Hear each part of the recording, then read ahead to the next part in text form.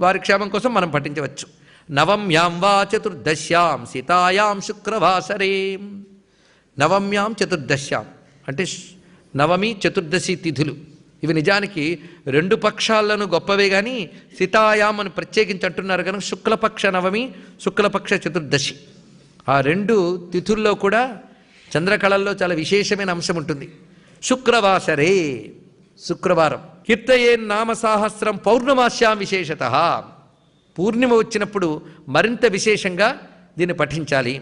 పౌర్ణమాస్యాం చంద్రబింబే ధ్యాత్వా Shri లలితాంబికాం పంచోపచారై సంపూజ్య పఠేన్నామ సహస్రకం survey రోగా ప్రణశ్యంతి దీర్ఘమాయుశ్చ విందతి. ముఖ్యంగా పూర్ణిమ నాడు చంద్రబింబంలో అమ్మవారిని ధ్యానం చేస్తూ కేవలం పంచోపచారములు చేసి సహస్రనామాన్ని పఠిస్తే అన్ని రోగాల నుండి బయటపడవచ్చు. ఈ విధంగా హయగ్రీవ స్వామి